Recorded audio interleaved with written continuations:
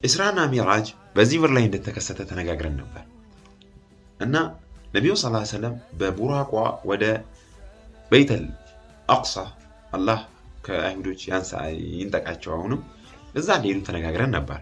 ከዛ በኋላ ነብዩ ሰለላሁ ዐለይሂ ወሰለም ሀቲሩን ታሪኩን ስናሳጥረው ወዴት ሄዱ? ወደ ሰማይ። የሰማይ በር ጠባቂዎች ማን ነው አሉ። ጅብሪል ነኝ አለ። ማን ነው ካንተ ጋር ያለው? ሙሐመድ ሰለላሁ ዐለይሂ ወሰለም ነው አሉ። ከዛ ምን አለ? ለሱ እንጂ ለማንም እንዳንከፍት ተነግሮን ነበር። ከፈቱ ሄዱ።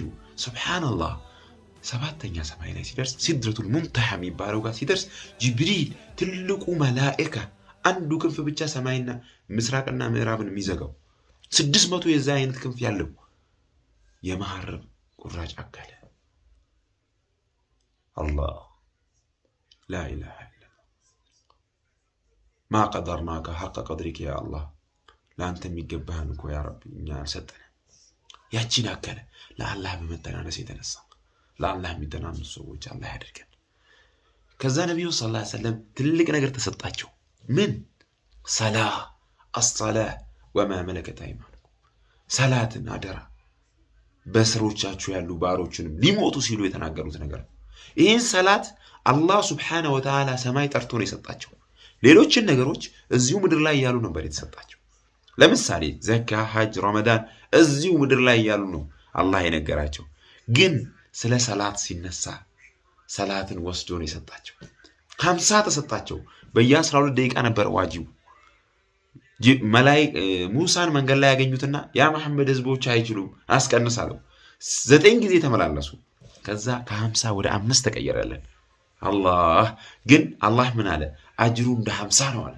አቡ እንደ 50 አላህ የሚያገኙ ሰዎች አላህ ያድርገን። ላ ኢላሃ ኢላላህ 5 እንሰግዳለን፣ ግን 50 ጊዜ እንደሰገደን ይቆጠርልናል። የአላህ ረህመት ሰፊ ነው። ግን ይሄም ከብዶናል። 5 ወቅት ሰላት መስገድ ትልቅነቱን ሊያሳይ አላህ ላይ ወስዶ ሰጣቸው። በዛም ብቻ አላበቃም። ይሄ የኔ ውሳኔና ግዴታ ሆናለች ባሮቼ ላይ አለ። እሷን ያልጠበቀ አላህ ሁሉ ነገር ይጠበቅ። ቀድ አፍለሐል ሙእሚኑን አለዚነ ሁም ዐን ሰላቲሂም ዳኢሙን ይላል። በእርግጥ ምእመናን ፈላህ ወጡ፣ ስኬታማ ሆኑ። በምን ምክንያት? ሰላታቸውን ስለሚጠብቁ። الذين هم عن صلاتهم حافظون ይላል ሌላ ቦታ። በሰላት ዘካው። ኡላኢከ ሁሙል ዋሪቱን አለ። እነዛ ፊርደውስን ይወርሳሉ አለ። በሰላትን ጀመረ፣ በሰላት ዘጋ። ሰላት የሁሉ ነገር ቁልፍ ነች። ስለዚህ ይሄን አውቀን ነብዩ ሰለላሁ ዐለይሂ ወሰለም ላይ ሄደው ሚዕራጅ ሄደው እንደተቀበሉት አውቀን ለሰላት ትልቅ ትኩረት ልንሰጠው ይገባል። ለማይሰግደው እንደምን ይሄን ላክለት ምናልባት ሊሰግድ ሊያደርገው ይችላል። ሁላችንም ሰላት ላይ መጠንከር አለብን። ሰላት ትልቅ ነው መስልምና ያለው ቦታ። ሁለተኛ ማዕዘን ነው። አንድ ሰው ሻሃዳ ካለ በኋላ ሰላት መስገድ በሱ ላይ ዋጅብ ይሆናል። ስለዚህ ይሄን ነገር አውቀን ሁላችንም ወደ ሰላት የሚመለሱ ሰዎች አላህ ያድርገን። አላህ ሱብሓነሁ ወተዓላ እኔም በተናገርኩት እናንተ በሰማችሁት የምትጠቀሙ ያድርገን። ይሄን ላስታውሳችሁ ነው። አሰላሙ አለይኩም።